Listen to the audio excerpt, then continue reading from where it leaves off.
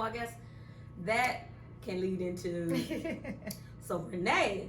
Oh my God, Renee. And quit her job. I mean, she might have been a little bit extreme with quitting her job. She's so impulsive. This last episode, she can quit her job. So it seems like she's one of 2 black people at this company. Mm-hmm. So Renee, it was some big project that was coming up, and the boss was like, you know, good job, Renee, on, you know. Oh, he loved it. He thought it was great. This. But we're going to give it to this young white guy over here. Yeah. We think Johnny would be better for it. Right. Renee got pissed. It was a situation.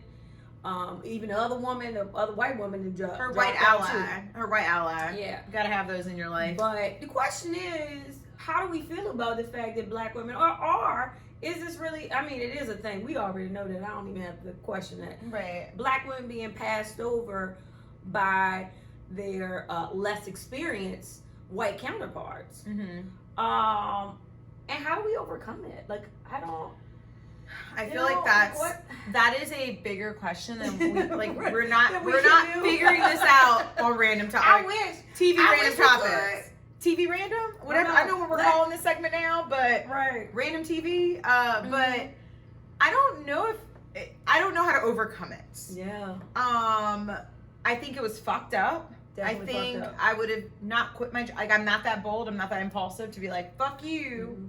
I wish I could do that because it's like really bold. Like, fuck you, dude. Right.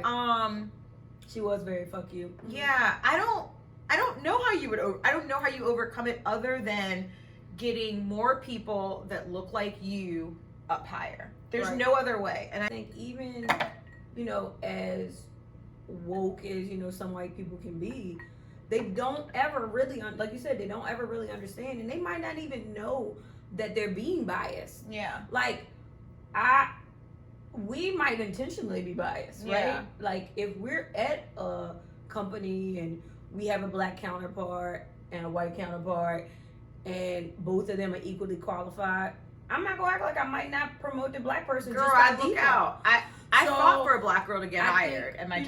Know, sometimes, you know, white people are doing that unintentionally and not even thinking about it. And I was doing it intentionally. But I'm saying we do that. We do that. Yeah. But they don't think that they're doing that. It's unconscious bias. Right, exactly. And I think lots of trainings on unconscious bias. I was like, click, click, click. Why the fuck do I gotta take this? I'm black. I understand this shit. And I think that's what a lot of it is. Like, they don't see it as an issue because they don't see the issue at all. It's unconscious to them. Yeah, like they think they get like they didn't pass this over to Johnny because Johnny liked to work on that type of project. But Renee looking at it as, I've been here 20 years and you gave it to some dude that's been here 5. And it's my fucking idea. Yeah, like why? I don't care if he's been doing 10 of them. Right. But you know, I just did you know my track record. Why are we even having this conversation? Yeah. So I think it's a big, honestly, I think in that particular situation, it's more about us sometimes with companies like that being more vocal as black women or as black people in general and making sure they understand. Like, Renee spazzed out. Do you think that they understood? Yeah, because it was like she just left. Yeah, she just left. Like, versus even the boss even said like let's have a sidebar, but they didn't have a sidebar. Like, she just spazzed out, showed out, and left. So I would be really heated too. I feel like with this great idea. Yeah, but I feel like she could have been heated in the office. Like, she obviously don't have a problem with cussing her boss out. Yeah. She could have done that behind closed doors, had a whole conversation, and might have gotten it. Yeah. Because he might have not realized he had unconscious bias. Right. Yeah.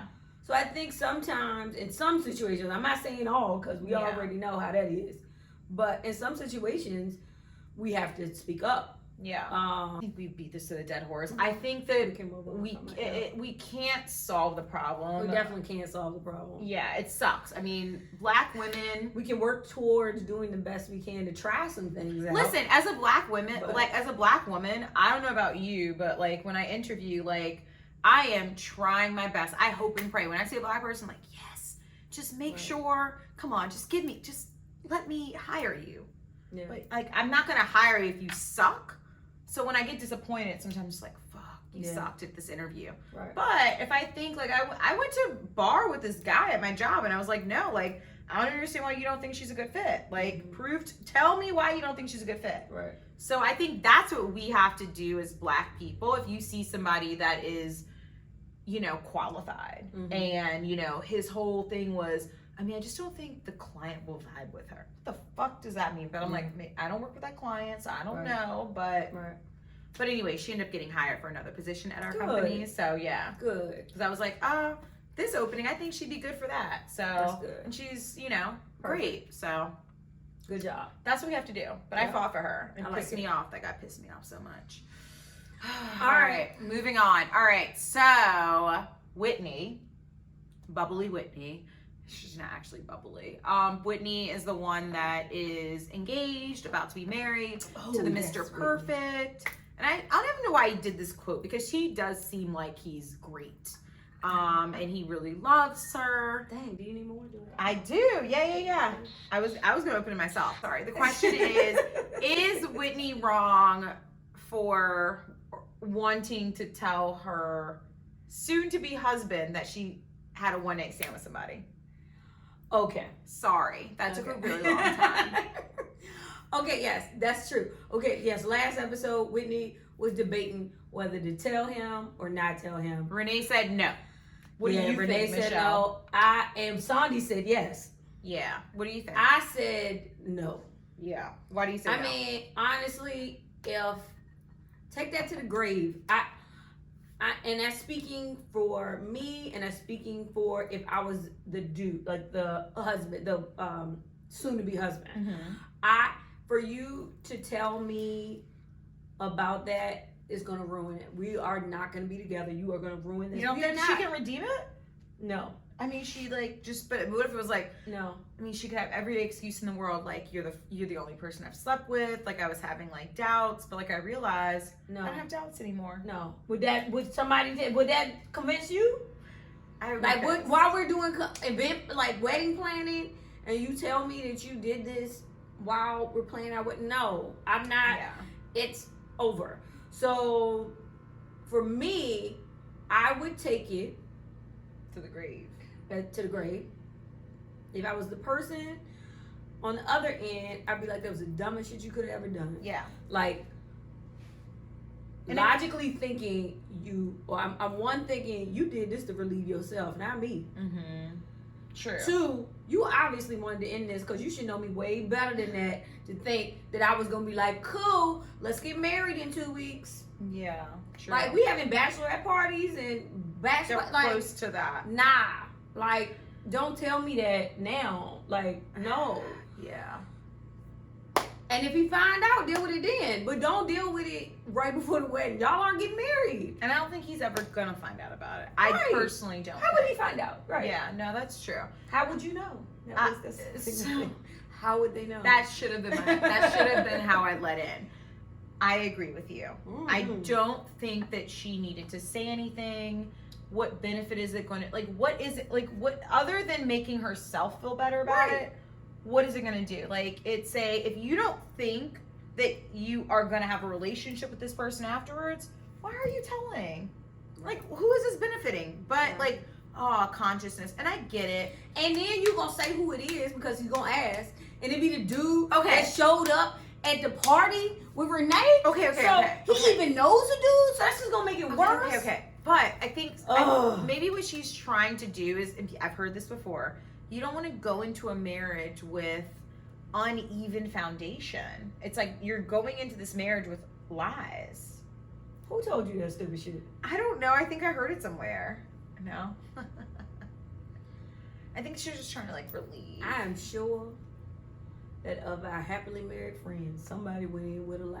Yeah. Of some shape or form. Yeah. Some shape or form. Right. And it's probably good that they did. Yeah. Like, everything ain't got to be said. That's true. If you're going to mess up the situation, just don't do it. There are some things that, I agree. You should take to the grave. There's no reason to, like, I think if there's a reason to tell them, like, if she got pregnant, or she gets pregnant, and it's like, oh, now you tell them. I don't know whose fucking kid this is. But I'd probably just be like, I'd talk to the guy and be like, just steal like some of his hair or something, or like try to figure it out beforehand. Oh, okay. Why ruin the situation if you don't have to? She said, I ain't even gonna do it even if I got a baby on the way. Okay. Okay, let's next question. I think, is the next question yours or is it next mine? question on me. Okay, sorry. Wow. You threw me off with the stealing hair. It's not stealing hair, it's just like borrowing hair to test. What? Stealing, borrowing? That's stealing. If they don't know. I'm just saying if Whitney needed advice, I could get that would be my advice to give her. I think this Knob Creek mixed drink is getting to my head right now. All right. Okay. All I'm at. Last question. Sandy is now going back to Sandy. Sandy lives with her professor. That's now her boyfriend. They've been together for like 2 years. He got a baby too. He got a daughter. Daughter lives with him. Like, is the mama dead? Is that what happened? We don't know what is wrong with the mom. They don't talk about the mom. They don't talk about the mom, but the mom is out of the picture. So mama not there. Sandy's basically staying in mom now. So she had a little spaz out because he was sitting at the coffee shop. She trying to get some work done. The baby was trying to play. Anyway, she had a spaz She handled out. it very well. I thought she was going to spaz out on the kid, and I was well. like, you did a really good job, She girl. did very well. But she was starting to complain about, like, ever since I moved in, I'm doing all the cooking, I'm doing all the cleaning, like, blah, blah, blah, blah, blah. Mm-hmm. And it poses the question of, where's the line between being a live-in girlfriend yeah, versus a wife? Like, where do you draw the line? Is it just a conversation that was missing, or what? Like, where? Because I think us as women, we just do stuff sometimes. So it's like, yeah, I mean, it's like in our nature. Yeah. I think that it's a hard one, huh? it's a hard one. Yeah, I'm trying to like frame it in a way that makes sense. I feel like when you're a living girlfriend, you are functioning like you're a wife. Yeah. And so you can't get upset when they are treating you like kind of like this is the expectation. Like, you're the wife, you're the mom. Right. So, I mean, I don't know if she could get angry at Steven for what he did. Like, he was just being, my meeting ended early and I hung out at the coffee shop. Needed a scone. Yeah. Here's the thing. Coffee. Here's the thing. That's what a man would do. I think a woman would be like, oh, I gotta race back Make home, sure, all that. and And make so sure he good. that's us. And I feel like that is our fault. We need to learn to be more selfish, especially when there's children involved. Because I feel like women, when there's a kid involved, it's like, mommy mode. Like, let me, even if it's not your kid, it's like, I need to be there. I need to make sure that like he's relieved. I mean, I'm the girl. I see a baby by themselves. I'm like, where your mama? Right. Yeah. So I get it. Yeah. I think it's that just like maternal instinct that just comes in, and just women are providers in like making the home comfortable. Right. So right. I don't know. I don't know the line, but I just think that it's a fine. Like, I don't even know if it's a line. I think when you move in with somebody, you end up going into wifey mode. Period. Like there's you are a wifey mode. Right. And so I think you just have to have really good conversations with a guy. Like, are we making this legit? Because I mean, what that's how I feel about it. It's a conversation. Like, yeah, when you're moving in, the conversation needs to be had, because it's like you said, by default, that's just what you're doing. I feel like even when you're dating somebody and they're not living with you, when they come over, it's still that same shit. Like, it's not the cleaning, clean up after, but you might like cook and clean up the dishes, and and you're just doing this because. What if you go over to their house? Are you naturally doing that?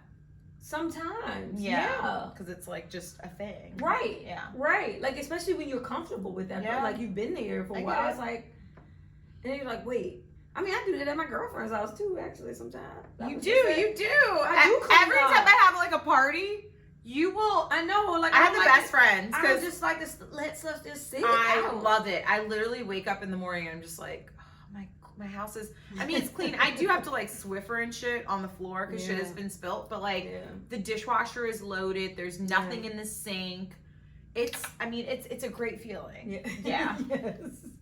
Yeah, so I do get in that mode. So I can see that. It's a line. What do you It's definitely a conversation. I think it has to be a conversation because otherwise, like you said. Do you think she was warranted to be upset though? I think she was warranted because she never had to talk. Right. But is she warranted to be upset? She shouldn't get upset with him because she never had to talk. No, I think her feelings were valid. He responded the way he should have. Her feelings were 110% valid. And she knew she should have probably said something.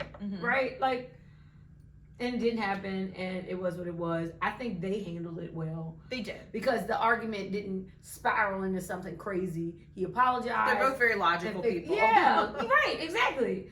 So, probably how I would have done it. Yeah. So, let's use our brains. Even though I probably would have talked first, but yeah, I think they just needed a conversation, and I think that the line is a conversation, right? Yeah.